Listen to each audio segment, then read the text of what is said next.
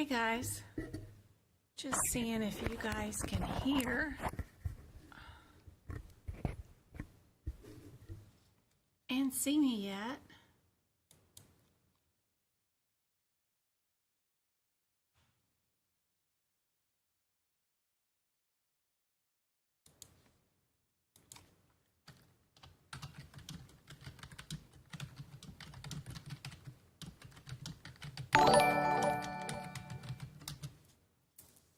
Ooh, got a new subscriber. Who's that?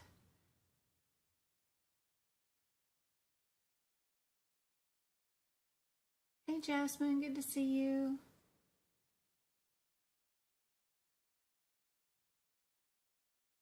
Hey Embellish.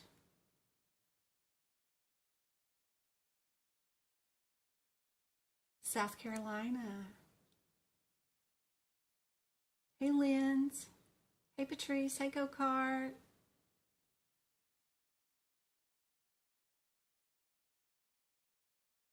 Thank you guys for the thumbs up on the video. Yes, yes, yes. Is there sound? I can't hear anything. Let me see. Let's see. Is this thing? Yep, the microphone is on. Yep. I think so. I think it's working. Now I'm now coloring my hair because YouTube said you weren't on till tomorrow. Oh, Vanessa. Sorry.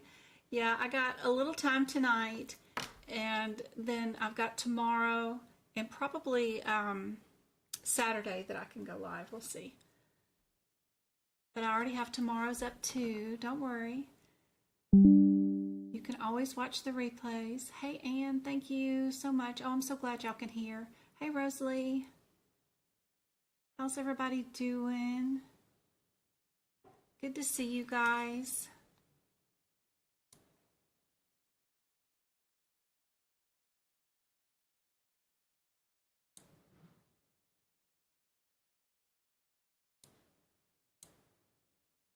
He's still going to listen? Awesome. That's awesome. I'll have to color my hair before I go to Seattle too. Just a little bit at the top where all of it's turning all white.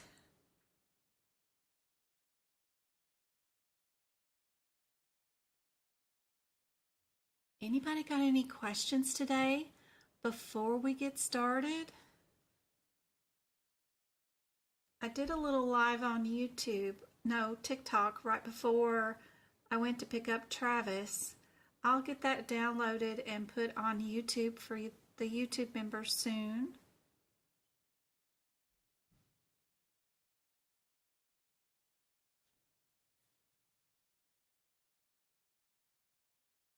Interview questions, how to be prepared.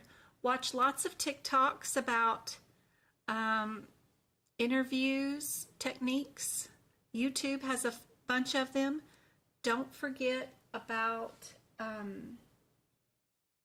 our Discord group. I post and other people post interview questions from employers. We post a ton of stuff. You can go into the job resources room and scroll backwards and you can see what they're asking, if there is any jobs posted. A lot of places will be hiring from October to March for our annual HEDIS audit. Be sure and look for coding jobs that are labeled as HEDIS. I'll type it in chat.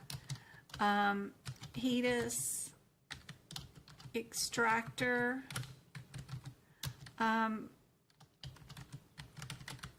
Medical records auditor. Y'all can all apply for those kind of jobs too. There's an annual audit that every single health plan and every single doctor's office needs to do on every single patient. We have to find all their colonoscopies, pap smears, mammograms, those kinds of things. A lot of times they get them done on their husband's insurance and they don't go through their own insurance, or TRICARE does it, or they get their mammogram done at a health fair or something, some sort of reason, or their first name was billed as their last name and their last name is billed as their first name, or date of births are inverted, where it should have been a 9, it was billed as a 3 for their date of birth. There's so many reasons why. Sometimes they're billed under their child's name. It's crazy what check-in people, it just gets all scrambled up because patients will say, this is my name, but what is on the insurance card is something totally different. It just, you put humans in there, you're going to have human error. So it's fun trying to look up that kind of stuff.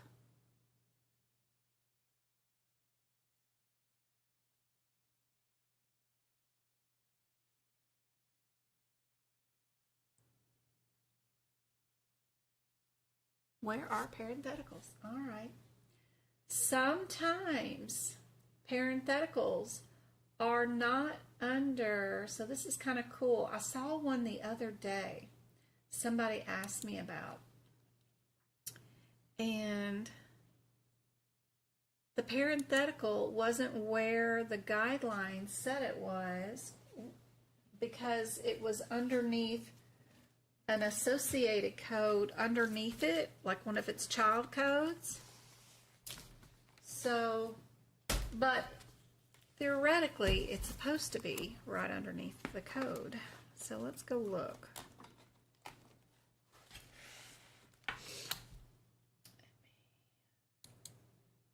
Here we go. Get this bigger. Oh, come on. Did I turn it? Hold on. Yep. All right. So hopefully you guys can see this. I can't mark on the screen, but a parenthetical is right underneath this 15757. Where am I at? 15757. Okay, here's our code, here's our descriptor, and this in the parentheses, or right there, is our parenthetical. And it says don't use with a microscope code, because this code, it's already included in this, because this is a microvascular hemostasis. It already includes the microscope, so you would not code or add that add-on code to it. Some parentheticals, I wish I knew which one it was.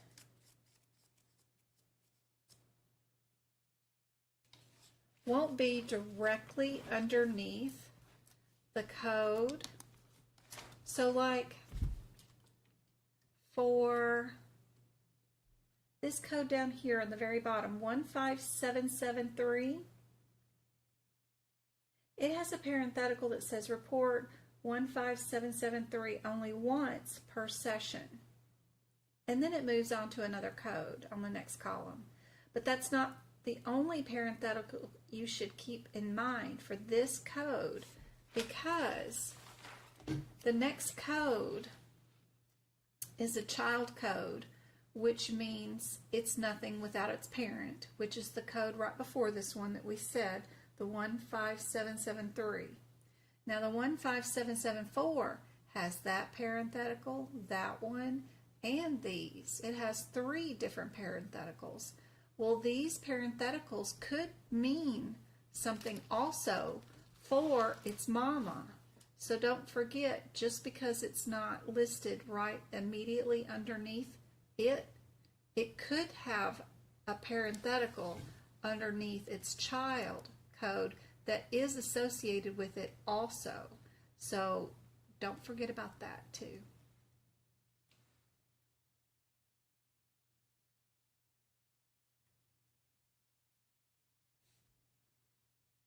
At all of those 2, 3, 4 parentheticals underneath this add-on code. Well, this add-on code can go along with the grafting, like the 15773. So we might have to pay attention to its parentheticals if we were going to add this add-on code to one of these. So now we've made these parentheticals relevant to that one if we're adding an implantation to a punch graft. So stuff like that is super important. Does that answer your question?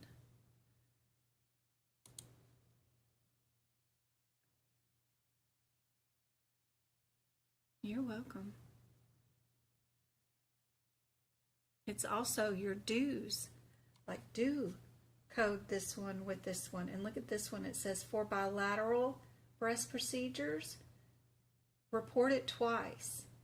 You don't add the modifier 50.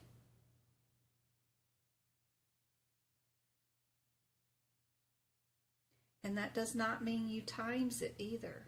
That means you report the code, comma, report the code again with the modifier 59 attached to it, right? I think that's what that means.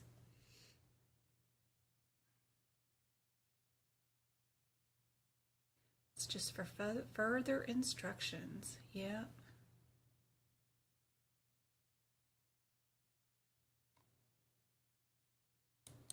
All right.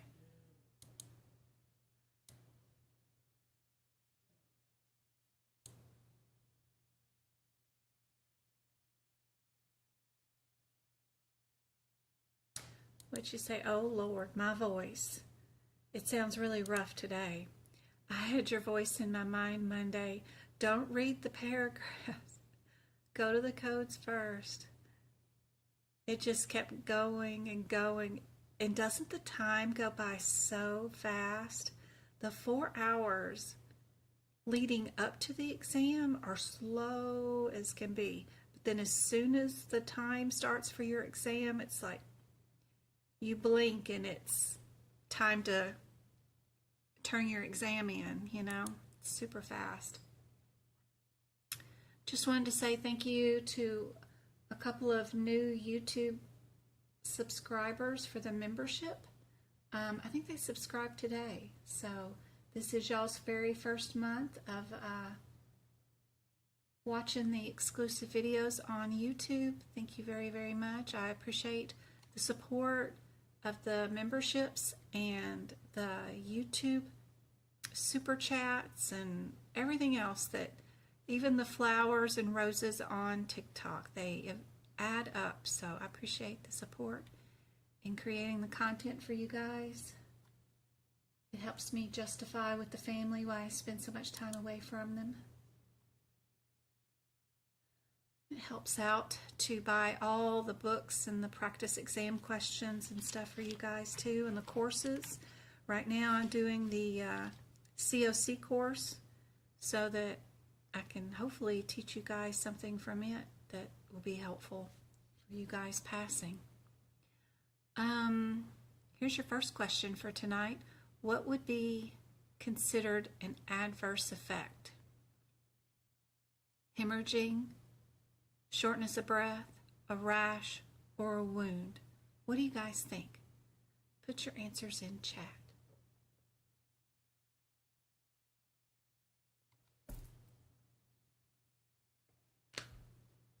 You're afraid to take a drink of water.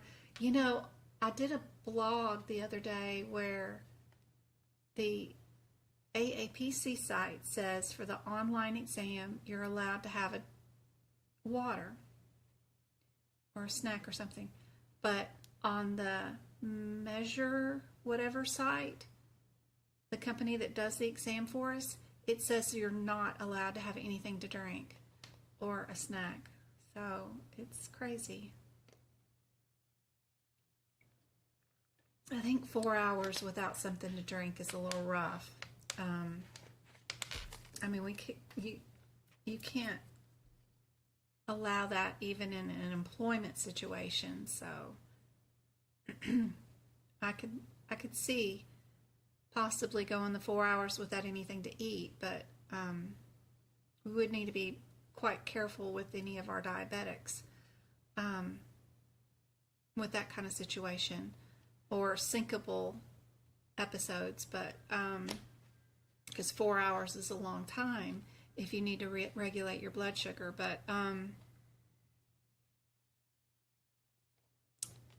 yeah, just not having any water that's not good for 4 hours.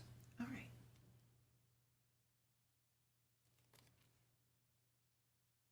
Yes, it deducts from the 4 hours. The time does not stop for breaks. Hi, Anointed. Good to see you. Oh no, I'm so sorry, Martha. Was it the questions or the pace of my questions? What gave you a panic attack?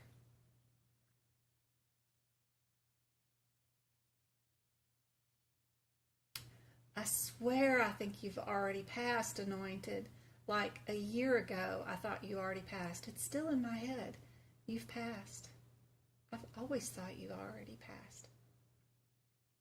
The time with each question, that is seriously a huge issue. Be sure when you watch the replay, set a little timer on your desk, on your cell phone or something. When you see the first question pop up, stop the screen, hit your time on your little timer stopper. Watch on your cell phone, they have them. Try to do the question yourself in 2 minutes time, and then hit play and see if you got the answer right. You do have to practice it. It is absolutely something that is not going to be expected of you during a real job to code an entire patient off of 2 minutes. But since the answers are there for you and the situation is already coded and you're just picking out the correct answer, there are techniques like what I discussed today during the TikTok live this afternoon. So if you think about some of the testing techniques that I've given you guys, remember the one that I've said about headers before descriptors? So when you're coding ear issues, the diagnosis codes are separated by all the external ear issues are from H60 to H62. I swear there's a point to this. Middle ear issues are H65 to 75. And inner ear issues are H80 to 83. So the thing that I've always taught y'all is headers before descriptors.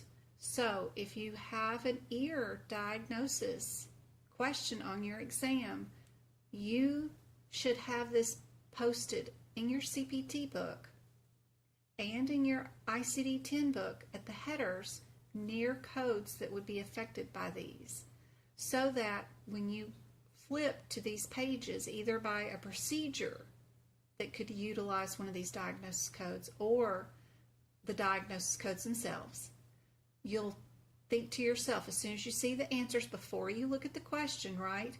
Okay, first thing I got to do is figure out, is this an external ear problem, an inner ear problem, or the middle ear problem? Because that's going to help me pick out and eliminate some answers. Promise, 2 of the answers will probably have an external diagnosis, and then 2 of the answers will have an internal diagnosis. You can eliminate 2 right away and get yourself down to a 50-50 if you do those headers first.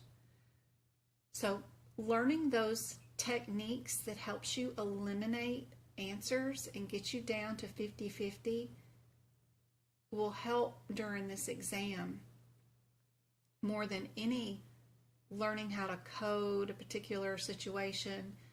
These types of headers will definitely help you speed up your process on the exam, for sure. And in like digestive system, I've talked about it. Every CPT page needs to have a header, something written at the top, because every single one of them, like even in urology, the very first pages in urology are kidney issues, all kidney. These are all kidneys. Then you're dealing with ureter. Then you're dealing with ureter or bladder. And then you're dealing with combinations, ureter and bladder, a kidney and a urethra. Knowing where you're at in the code sets and what's handled inside of each set, headers, before you even worry about going down to the individual code and looking up that descriptor, will save you a ton of time. Oh, my book is completely empty. This is one of the ones I need to give away because it's completely empty and no reason why I have it. I have 2 extra ones here for some reason. I have no idea why. But I ordered too many of them, I guess, this year for 2023, but I need to give away 2 of them. So if anybody's in need of a 2023 CPT book, even if you want to turn it into a 2024 one, hopefully we'll be able to do that. Anybody needs a book, I'll ship it to you free. I just need to have a drawing. I've got one person who said that they needed one, so if nobody else says they need it, then I'll send at least one out. But if you want me to do a drawing, I will do the spinny wheel and do a drawing, because I got 2 of these. No reason for them to go to waste.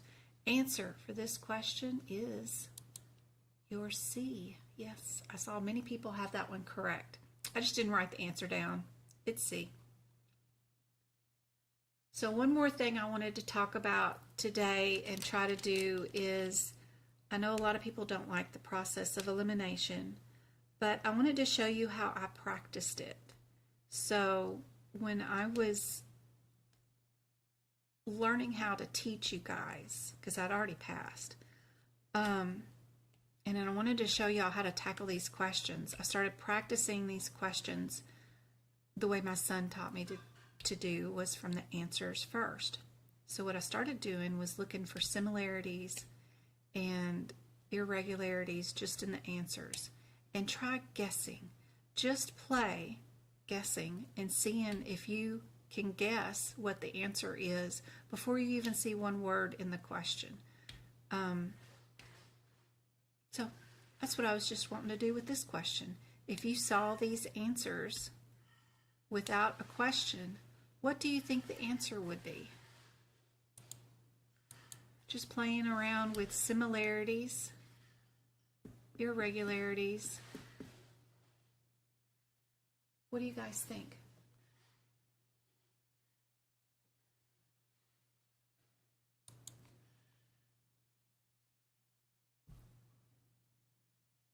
Anointed is already passed in my mind. I know she has.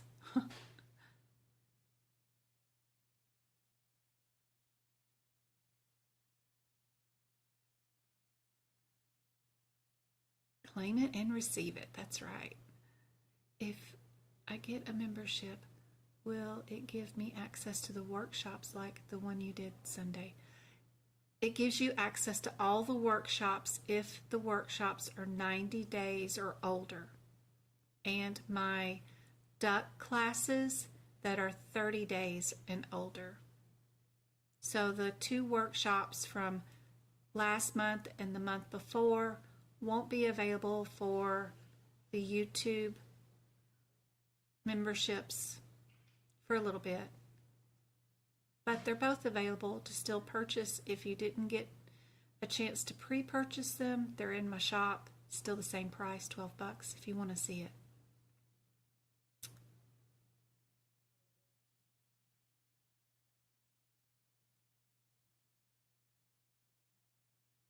Abolish, do the practice test on the AAPC website help with taking the exam? Heck yeah. Yep. Yep. You know, I found questions from the COC practice exams. Questions were on my CPC exam.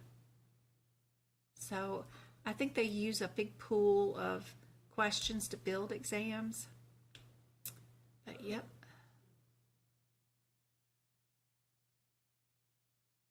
A lot of people said D and a couple of people said B.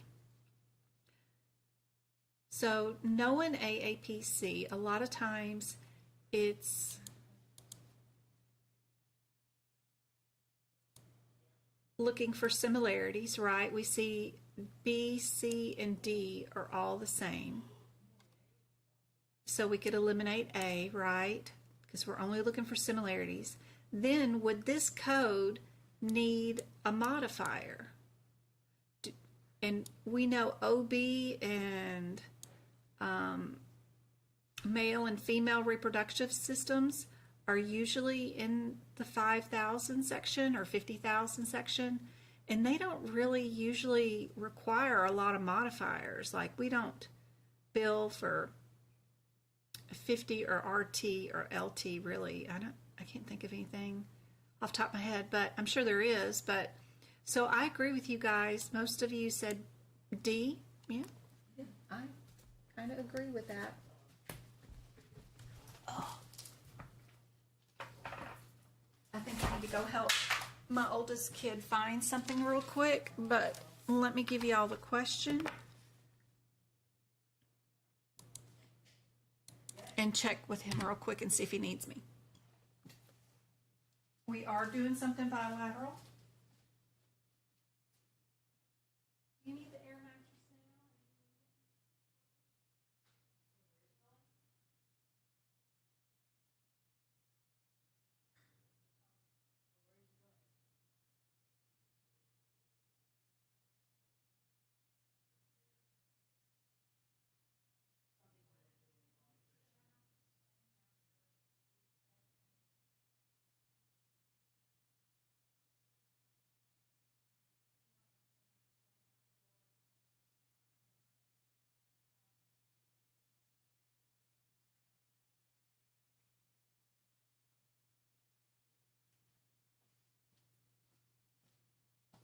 Nope, he's good. Doesn't need me yet.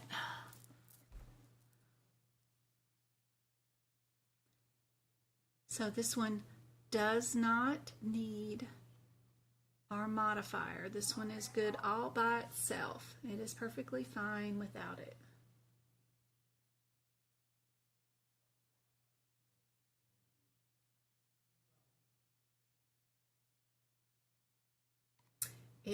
This code does unilateral or bilateral all by itself, and it's already in the descriptor.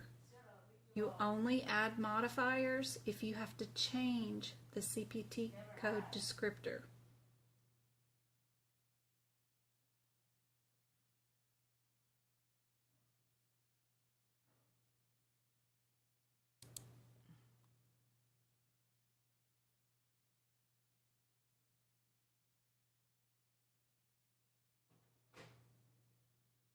Awesome, Jasmine. I hope it helps you out a bunch.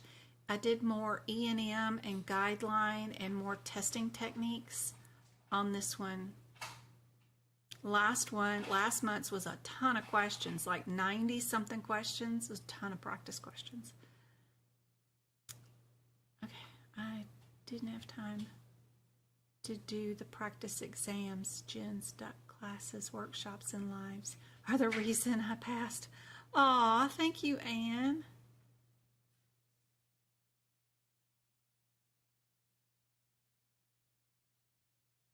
Thank you, thank you, thank you. I'm so glad it helped you out, Anne. Congratulations. Are you going to go for another certificate? No second guessing yourself. Pick an answer and move on with your day. Right? Let's try this next one.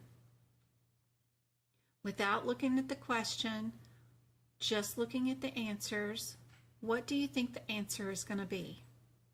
What goes on in the 60,000 code area? What goes on? Because they're all the same, and it's just modifiers that have been added or not added. What's going on in this area?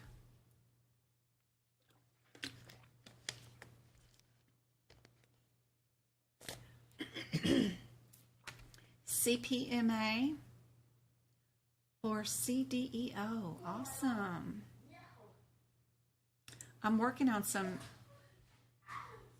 lives that we can do for CPMA The hard part on it is the 40 cases at the end that you have to find the error in, if there is one. And they're big things, like you're comparing the bill, what they billed with what was in the chart. So it could be anything from the data service is wrong to the MD's signature isn't right, or they added a modifier where there doesn't need to be a modifier.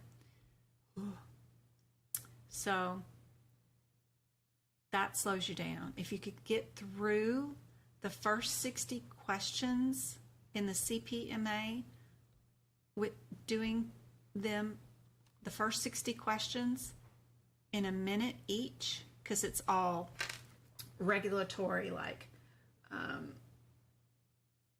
5 of them are ABN questions. You know, it's just silly rules and regulations that you can write in your book. If you can get through those 60 questions in a minute each, then you would have 3 hours to do those 40 cases at the end. That's how you pass that CPMA. Yep, because you'll find the error. You just need time to go through each scenario to see if that's the error or not.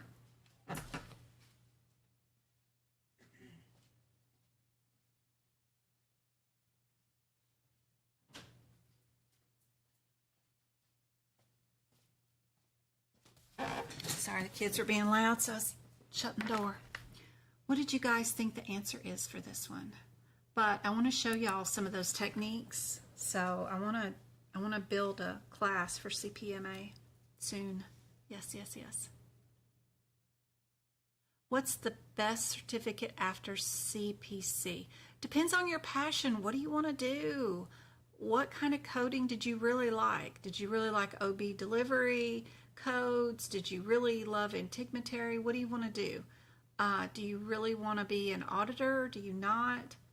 If you really want just a job, remote, the fastest possible, and you don't care what you're doing, then CRC, I think, or CPMA. I think CRC maybe a little bit more, because risk adjustment is all about the money, and it's only to deal with ICD-10 codes, so you only need the one book, but probably CRC if you're looking for fast job-worthy ones. But any second certificate is always good, no matter what.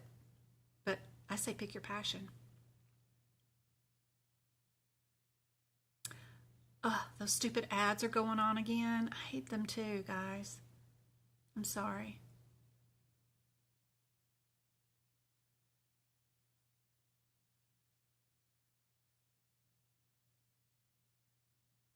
I don't know what you mean, but how can I write CPC, please?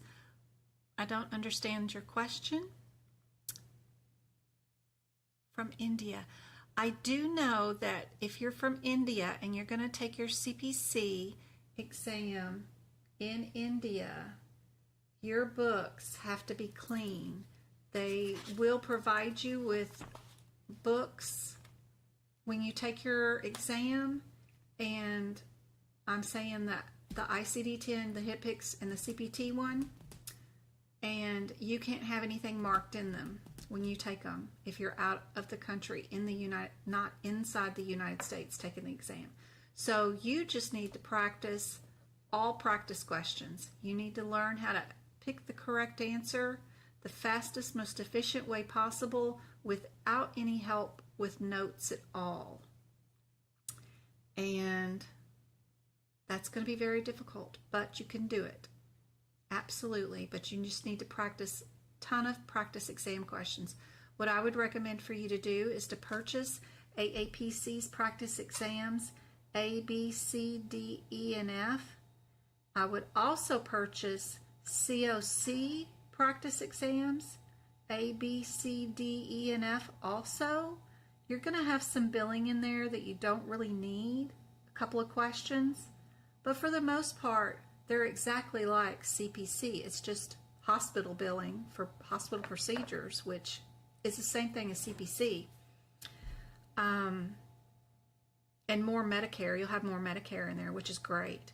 And I think having 600 practice exam questions from AAPC to practice and get your time to 2 minutes per question and be able to answer them, learning the techniques is the best thing that you can do from India. You really need to practice exam questions. You can make notes in your own books, of course, but those notes you won't be able to take with you when you go to the testing facility to take the exam.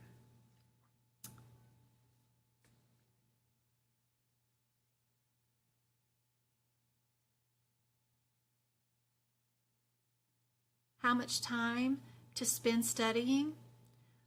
3 months is a good time for adding notes into your book and practicing the practice exam questions, I think. All right, let's look at the question on this one. And I also am thinking about these. We could be eyes or ears or anything in the 60,000 area. And if we are, they do need modifiers, right? We could be in the nerves area, and if we're in the nerves, I don't think they utilize that. If we're going to use it, we're going to do a modifier on the first code, and then the second code is times if it's a nerve. But if we're eyes or ears, yeah, we're going to have some of these. But I do like D. Let's see what our question's about. We do have eyelids. And anytime you see eyelids, you know you have to have those E's, right? And that's the only answer with the E's in it. So you know your answer's D. Just looking at the answers, knowing what section it is, knowing how it would be coded, what kind of modifiers, that kind of stuff, you can pick out the answers without even reading a word, usually on the exam questions. Sometimes. Super, super neat that you can do this without it.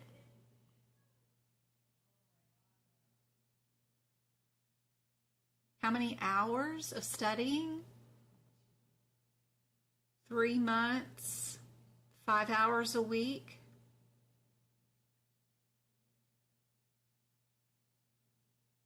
You can do the math off of that.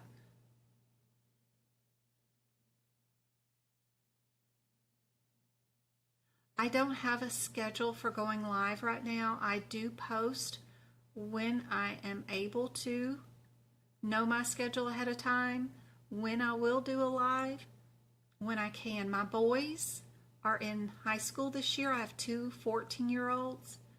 One of them's doing cheer. The other one's doing soccer, baseball, and football all at the same time. And my afternoons are spent between those 4 sports, trying to get them where they're supposed to be or picking them up. And I have no idea. And I still work an 8 to 5 job, remote from home, but I still work 40 hours a week. So it's just been really tough this high school year. Last year it wasn't this bad, but I will be able to, I believe, go live tomorrow at 6 o'clock for 2 hours. So I have that up on YouTube. Tomorrow's Thursday, right? And then I'm hoping I can go back up at 6 p.m. on Friday too. So I don't think any of the kids have anything else. James is at a football game right now that I'm going to have to go pick him up at. We have no game on soccer Thursday because it was a buy-in. Saturday there is a football game. Sunday nothing. So I should be able to go to live tomorrow at 6 and Friday at 6. And I'll try to do a bonus on Sunday on TikTok. Here's a modifier question.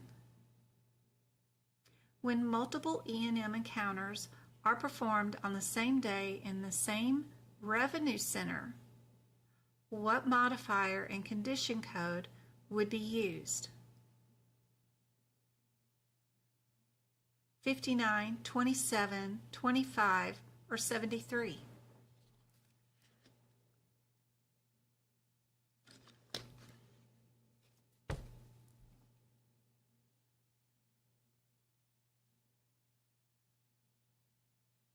I haven't forgotten anybody yet, Jasmine. Well, you guys have suffered. I have not been doing my routine evening live, so I haven't been managing everything. But as long as they're not left on the side of the road, we're doing okay.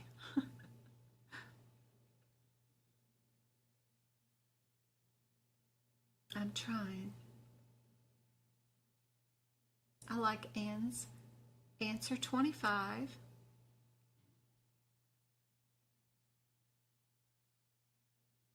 Patrice says C2. And Anne says A, 59. 59 is for distinct procedures.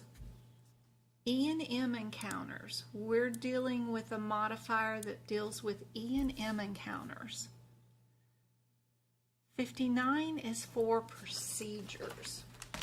We can look at our little cheat sheet here on the side, and 59 says distinct procedural service. 24 is E&M services. 25 is E&M services.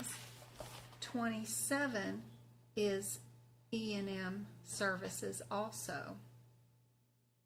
So's 33, 27, probably more of them in there. Those are procedures.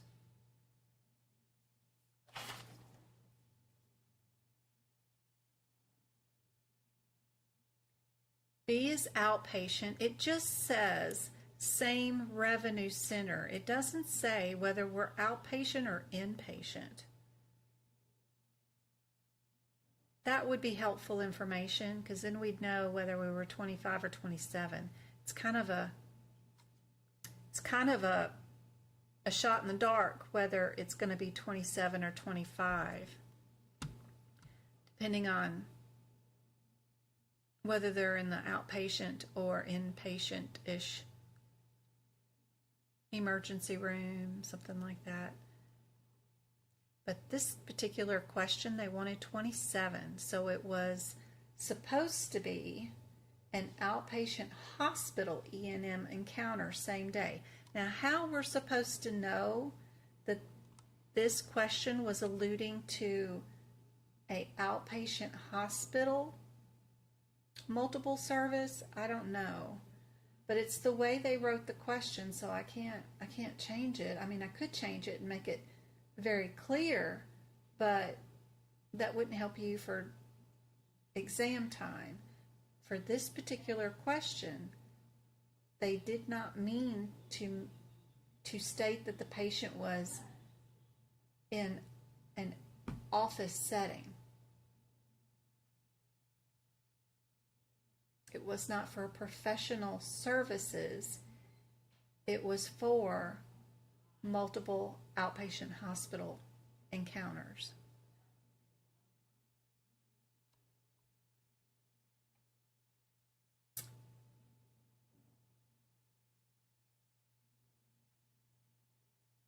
No, the answer is B for 27. They have multiple outpatient hospital E&M encounters. That's exactly what they were saying they did here, was multiple E&M encounters at the same revenue center that also required a condition code. Condition codes, are those given for regular outpatient doctor visits, or are condition codes only given to outpatient hospital visits? That might be one of the clues right there. Yeah.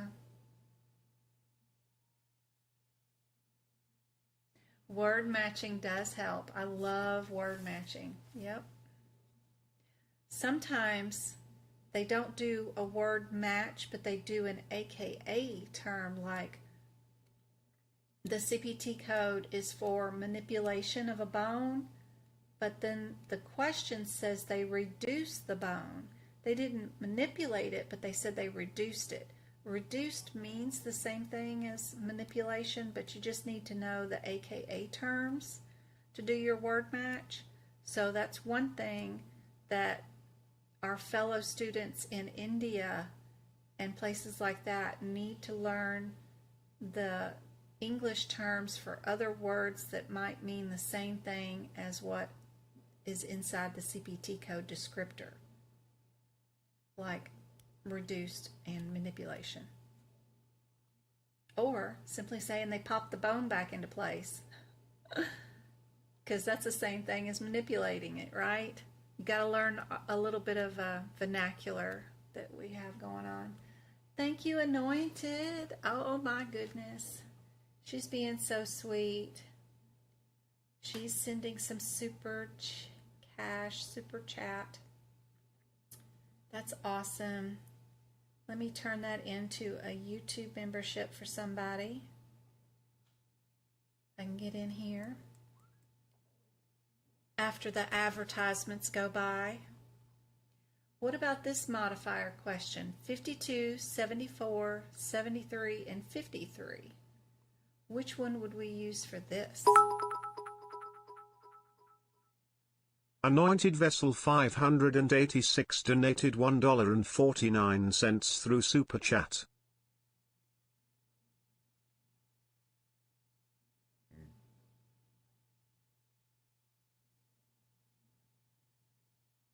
How many people have I got in here right now? Curious.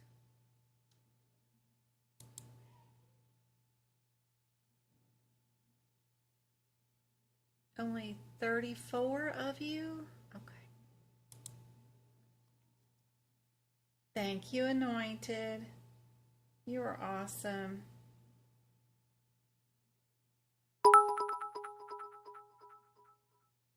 Anointed Vessel 586 donated $1.49 through Super Chat.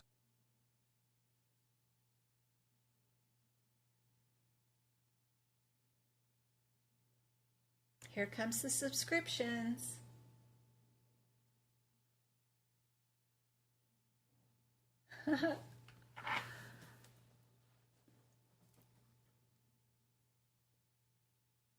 All right, Mel, April, Brittany, S, I, and yep, got all memberships to the YouTube channel.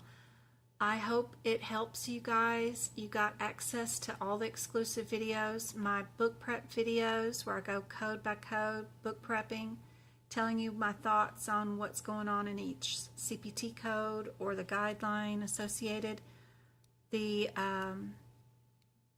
podcast, the old workshops if they're older than 90 days, or the classes too. I hope that helps out, guys. All right.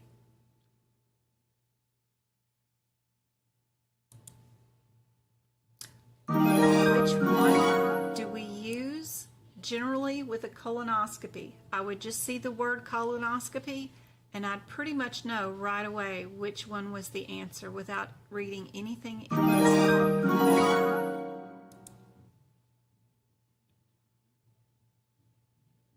You're very welcome. I hope it helps out.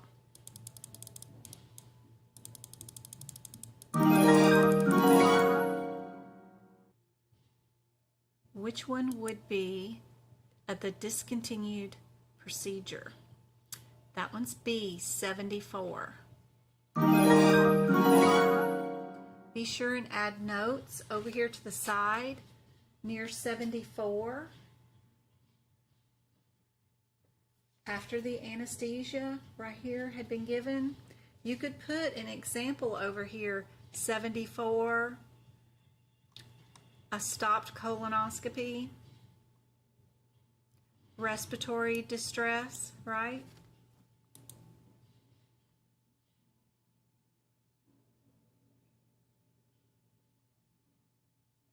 What do you guys think the answer would be without looking at the question and just looking at the answers for this one?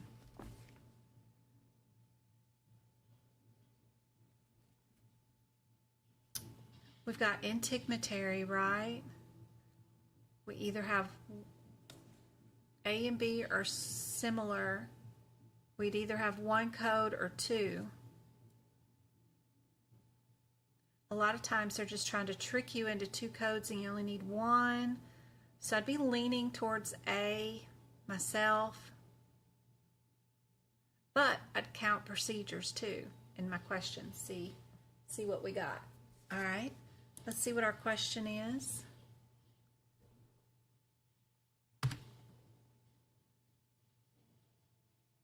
I hope those YouTube memberships help out a whole bunch.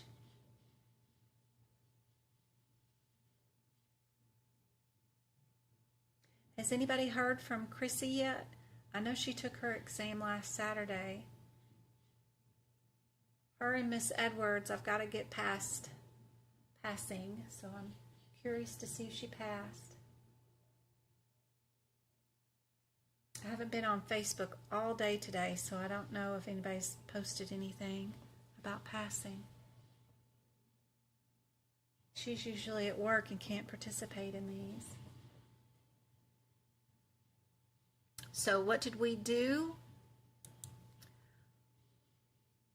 We've got a complex post-operative wound infection with a mesh removal.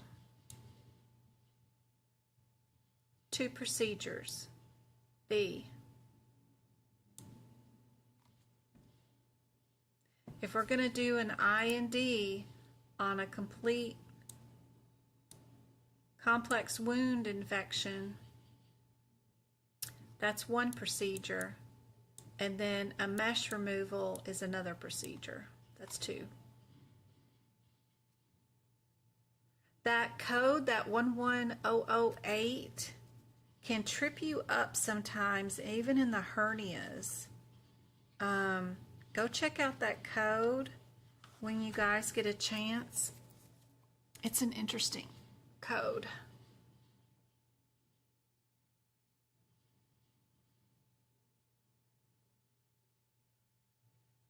Ray passed. Oh, thank you so much. Oh, congratulations. That's awesome. So good to hear.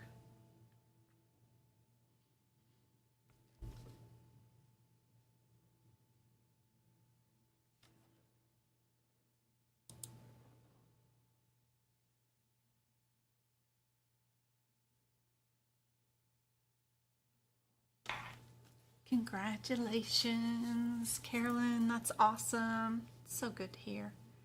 Yeah, it's an add-on code, but be sure and read some parentheticals or maybe the guidelines about it, because that one can trip you up for a hernia. There's like a question somewhere AAPC has. They didn't go in and they didn't do a hernia repair. All they did was a mesh removal of some sort. And you wouldn't think the lonely little answer that has just the integumentary code in it could be a possible correct answer, but that code can be an answer for a hernia procedure that has nothing to do with the hernia, right? They didn't fix the hernia. They weren't there to do that. The hernia was fine. It was still fixed. But the patient was having some sort of problem or infection with the mesh and they just needed to remove that. I don't know.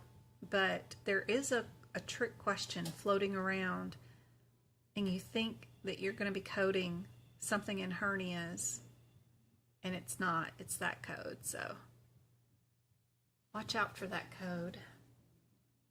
I still haven't found the right question for that one, but for this one, we do have 2 procedures being done.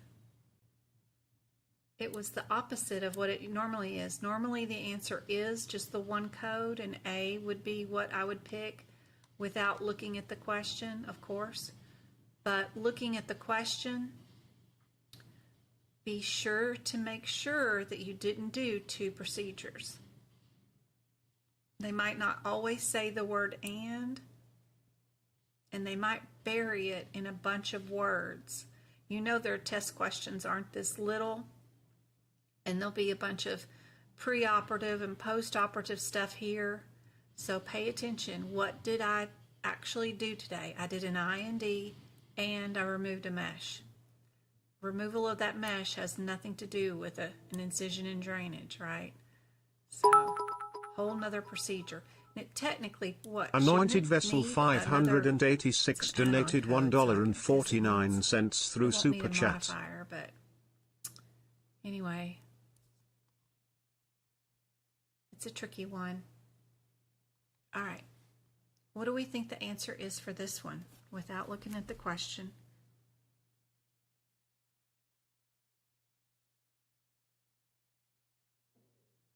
My stomach's growling. Need to go eat.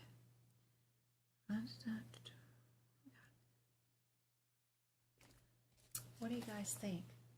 Thank you, Anointed.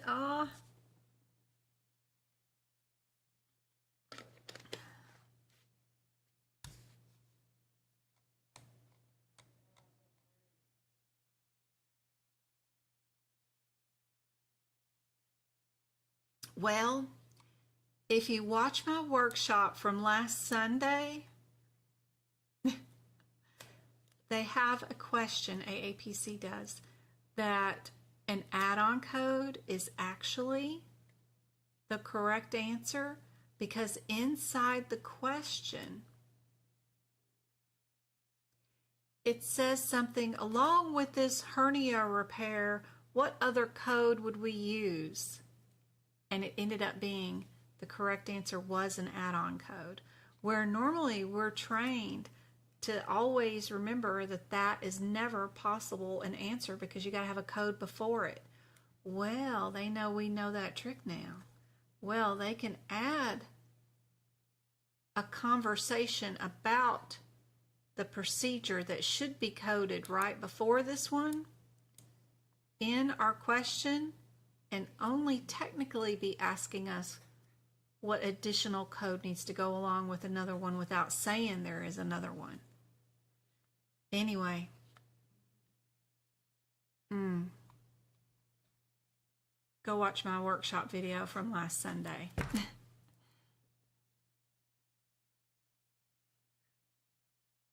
Before, I would confidently say yes. Now I'm not so confident on that. Sometimes I like with these is to line them up in numeric order. Like this was number 1, this is number 2, this is number 3, and this is number 4. A lot of times I see the answer is not the first one and it's not the last one. It's usually just a difference between the 2 in the middle, and I just go see what the difference is, and then that tells me what the answer is. It's that 50% of the time. The other 50% of the time, yes, the answer is usually the very first one, numerically. So half the time it's the 2 in the middle, the other half of the time it's the first one.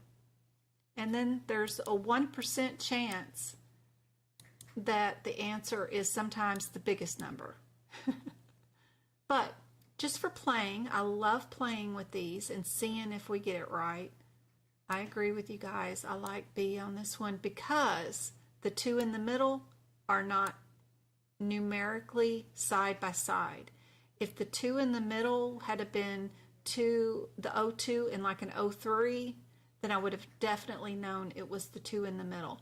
because these are separated by codes in between them, I don't think that it is those. I think that it is the smallest one. There's a rare chance it could be our biggest number, but we'll see. Let's go look. Just a simple excision, nothing fancy that says radical or expansive or deep. If it's just a simple excision, then great. It's probably our very first code. Pick it and go on with your day. If it said radical or a cancer like an ahima thing, then it might be our biggest number, right? Because our radicals go at the end of any section when we're coding stuff. It starts out with our therapeutic and diagnostic stuff, and then we add like a scraping, or we add a biopsy, or we add something with these, and then our radical is at the end, right? So simple excision, yeah, I like B.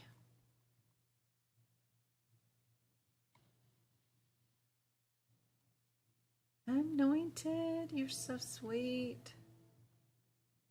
What do you guys think the answer is for this one?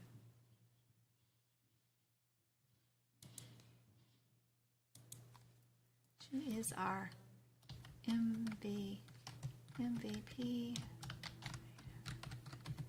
Anointed.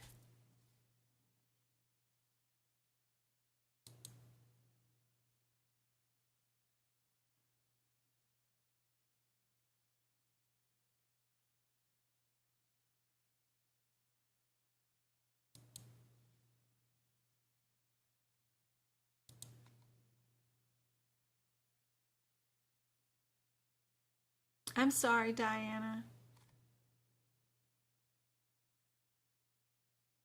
I'm going to go live again tomorrow night at 6 p.m. Arizona time zone.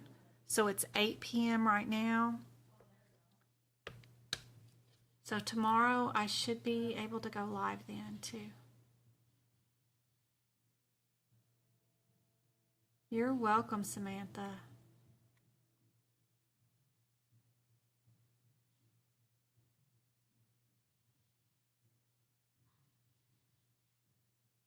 Nice teaching. Thank you.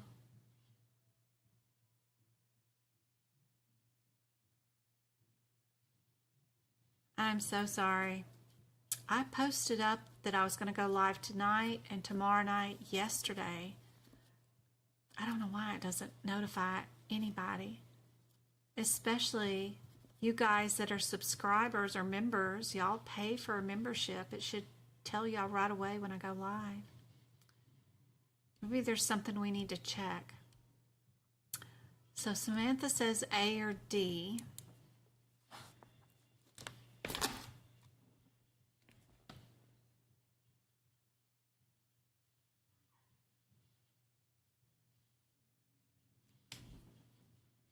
Yeah, those are just one code away from each other. It could be this creepy nervous system one, or if we see anything that says radical or deep, it could be this one, but it's probably a difference between these two. Yeah, let's see. And if it is a difference between those two, more than likely it's the smallest number, not the bigger number. Let's see what's going on. We're exploring a forearm. What do you guys think?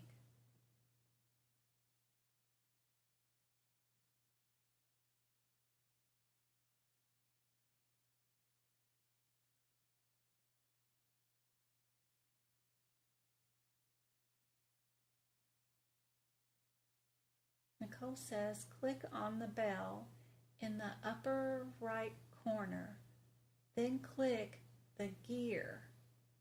Oh, it's a setting for the settings, and it will take you to the notifications section to turn on notifications. it's set to default not to notify you, and you have to go in there and actually physically change it if you want to be notified when I go live. Thank you, Nicole. I didn't know. I don't see what you guys see on your end as the person who's going live, so I have no idea.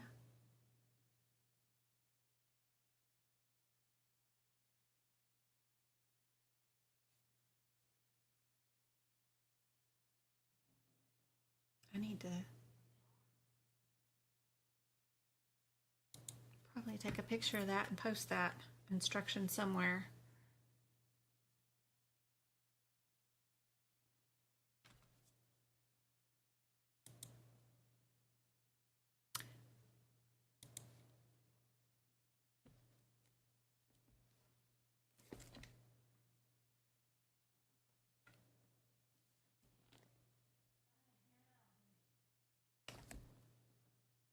Let's see. Do I have anybody with a correct answer on this one?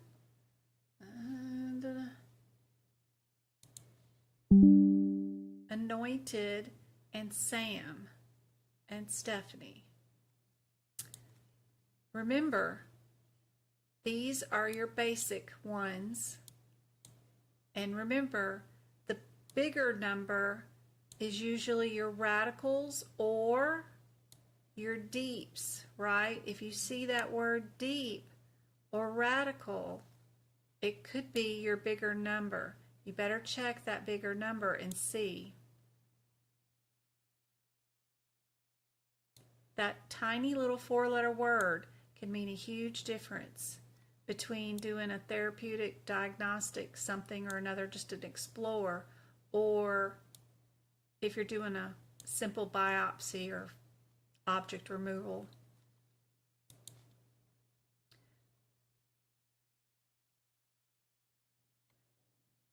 Explore.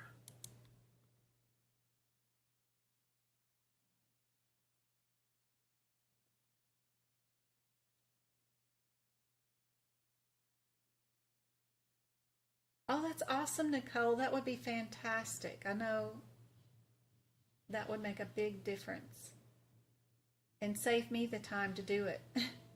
That would be awesome. I'd appreciate the help. That would be great. All right, guys, what do you think the answer is here? What are these answers telling you here? What would you be thinking about?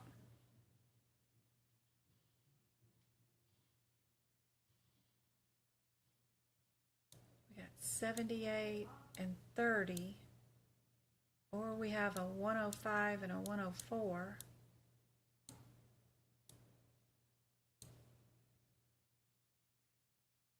Yep, we'd be thinking about Medicare or commercial, right? Blue Cross Blue Shield. That's what they use on the CPC exam. If you're going to see any commercial plan, you'll see Blue Cross Blue Shield, which would go for these codes. If it's Medicare, you're going to be at these G codes. Now, go a step further. If it is Medicare, what do you think the differences are between these two codes, the G0104 and the G0105? Whatever it is, this one would be our simple one, and this one would be our more complex one, right? Whatever it is, usually the codes go in that direction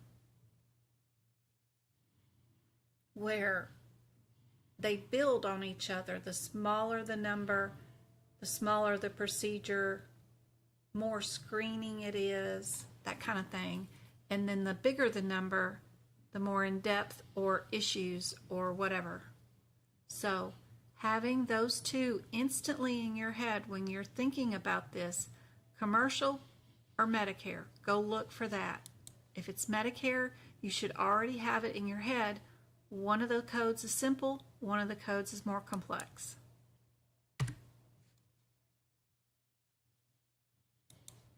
We see Medicare.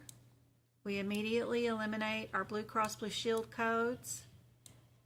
We see the word high risk. What does that tell you the answer is? Still haven't moved this book and looked up any answers. You can technically do a lot of these questions without looking at anything in the books, if you're brave enough, just to pick it and wing it and go on. But I would pick B and move on with my day. I wouldn't go look it up and hit picks.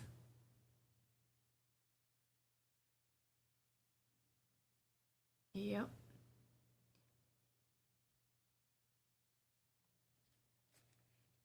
Just knowing the patterns in the book and how things normally go will get you very, very far in this exam without even having to look up anything. Knowing your headers before descriptors.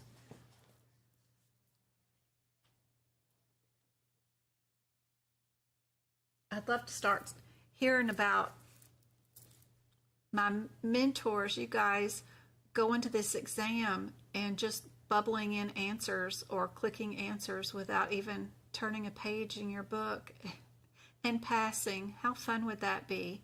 Where the proctors are looking at you going, is she not going to turn a page in the book? No, I know Jen. I got Jen on my shoulder. I don't need to open my book. All right.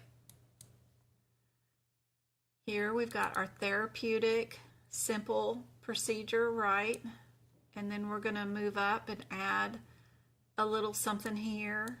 And then these two are closest together numerically, the 6 and the 7. It's probably the difference between those two is what I would think. I don't know. And just because those two numbers are super close, those are the two that I would go look up my difference. I'd go look up my 19306 and 307 just to see what those differences are before I even read anything on the exam question. Just to see. Are we doing the breast implant or something? What are we doing? 19303. No, we're doing the 06 and 07. Just because they're super close together. All right, what's our one-word differences? This is a plain book, nothing, no notes in it. One's radical and one's modified radical. How would we tell the differences if they didn't say radical or anything in there? We do have a parentheses on the 06. It says urban type. This one doesn't have any kind of parentheses, an AKA term. If it says urban type, then we know right away it's the 06. If it doesn't say urban type, let's see, are they doing, they do axle up here, they do internal, they do lymph nodes up here, they do lymph nodes here too, but they add in the muscles. So if the minor muscle is messed with, or the major muscle, major or minor, then we know we're 7. We're looking for urban and we're looking for muscles. Let's see.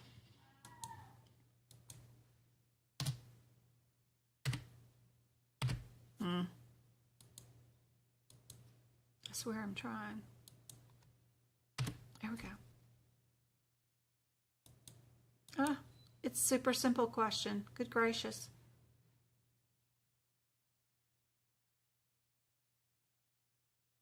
Can't believe I got this question from aapc. They normally write books on this stuff. But I did. Yep. It actually says the exact words in the CPT code descriptor. I wouldn't assume that they would. On the regular exam, I guarantee you that it'll say something about the procedure, the major, minor, something. Yeah, it wouldn't be this simple. But yes, A is your answer. But you can see how I found which two codes to look up because they're numerically closer than the other ones.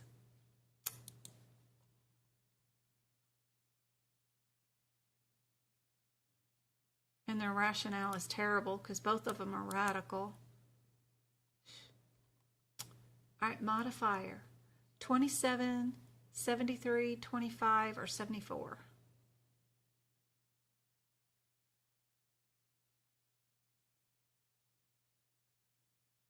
We have a peds patient with asthma having an acute exasperation. Patient rushed the kid to the emergency department. ER doc does an E&M service. In addition, does an albuterol treatment. The patient stabilizes and they release the patient home. What modifier is appended to the E&M service for the facility? Shouldn't be too difficult.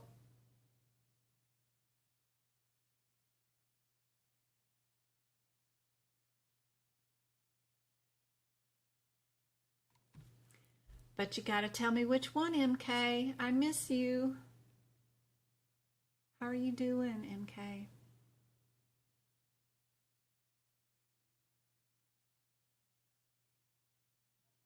I still got to send you a new cup.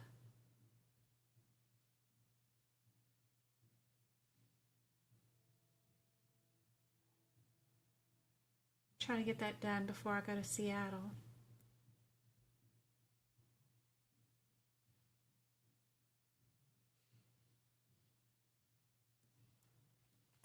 '27 is for multiple E&M encounters. Did we do multiple E&M encounters? 25 is significant separate E&M service on the same day of a procedure or other service. So did we do 2 E&M visits? Did the doctor see the patient for 2 histories, 2 exams, 2 risk assessments in the ER? Or did we do an E&M with a procedure?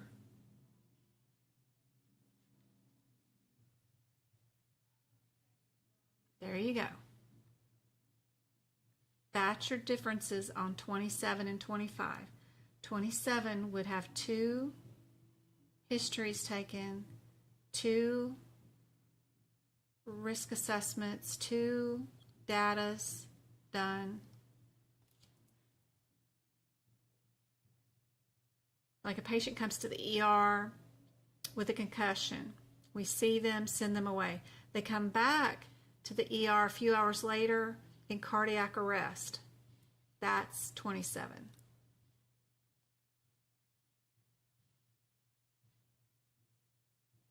Modifier JW. Remember, if your modifier is not listed here, it's in your HitPix book. HitPix has the rest of them.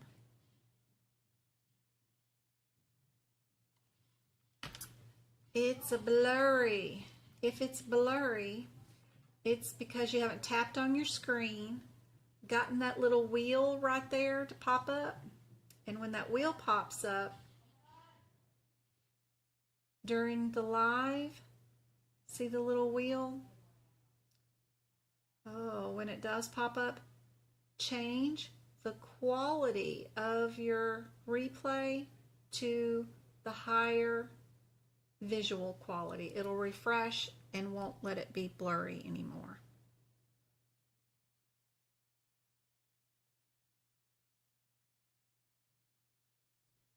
So I've got C, A, and D on this one. Oh my.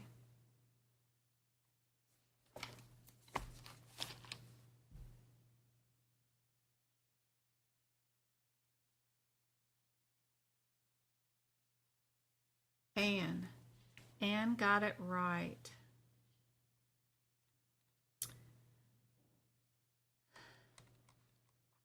JW means that part of a vial was used on this patient and we had to discard the rest because we couldn't utilize it. It can't be saved. We just had to destroy it. It is not C because we can't bill if we didn't destroy it.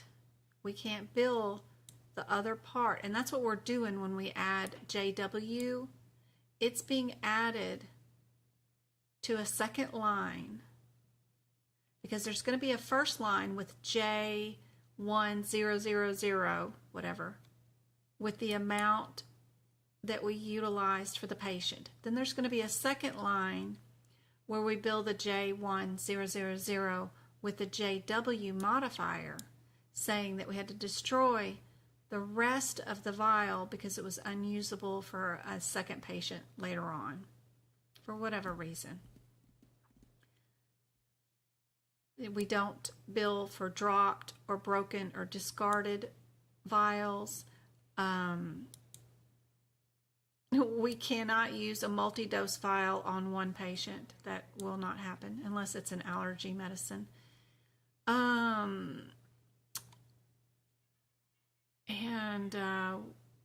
Yeah, this one right here.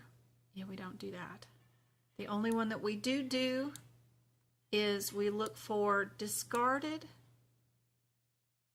and part of the vial was used for a patient, so you just want to make sure it says patient, and then the rest is discarded.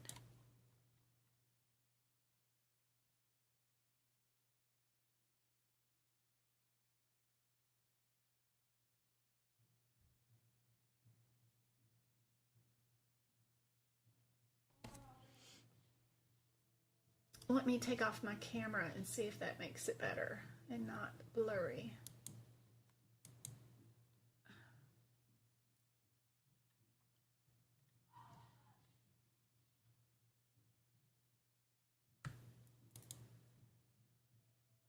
Modifier TC is reported on a UBN 04 claim form true or false, and why?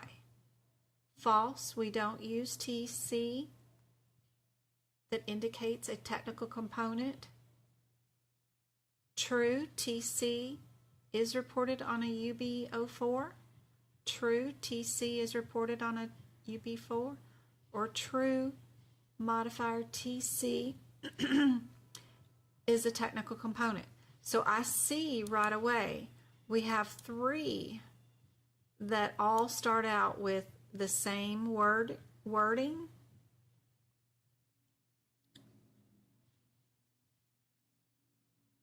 Would TC indicate anything being performed on a great toe? Would TC indicate that the patient was taken care of? Would TC indicate a component which is reported on a claim form? Is TC a component?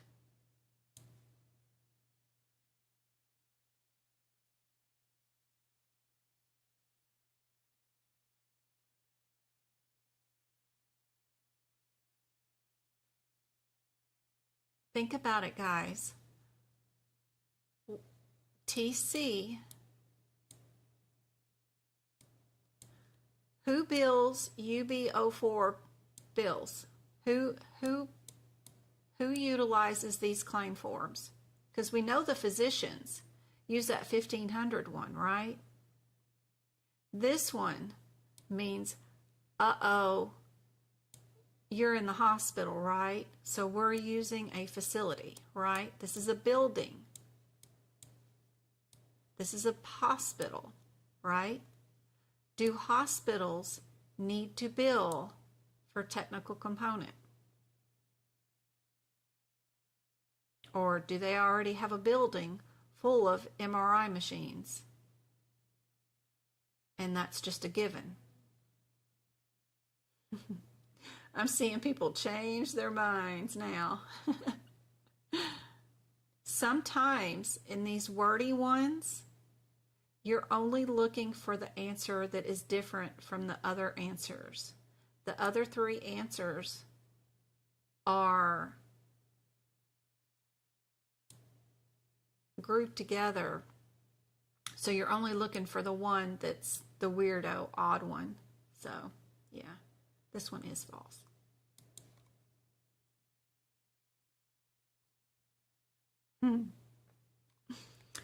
Well, I hope you guys learned a lot. It is 8:30 and I've got to go eat. I'm hungry. And I got to go find some stuff for my oldest. He's going out of town for the weekend. So I hope this is helpful. Thank you so much for your help, Anointed, and Nicole for that video. I appreciate you guys so much, and Go Kart for always encouraging everybody to do the thumbs up on the videos. It really helps. I appreciate it all. I hope this helped out a whole bunch, and I hope you come back tomorrow night. I hope you can, and Friday night. I will try to do another one on Friday night too. And yes, we got a duck class, I think in the morning. I don't know. Do I have one? According to YouTube, I have one on October 4th. What does my website say? Good Lord. I don't know. I know I have some that we're not going to do because of I'm going to be out of town, but I can't remember what I've got on my schedule or not. What's tomorrow? Calendar. Tomorrow's the 28th.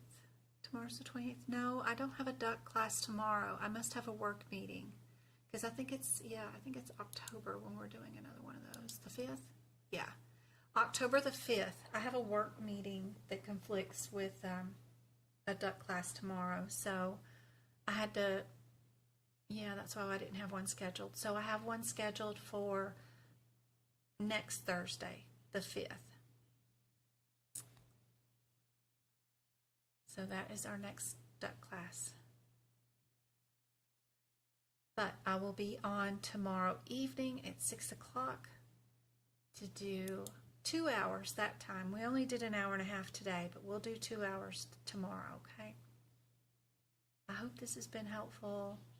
And congratulations to the YouTube subscribers. Thank you again, Anointed. And my Twinkle and MK, it's good seeing you.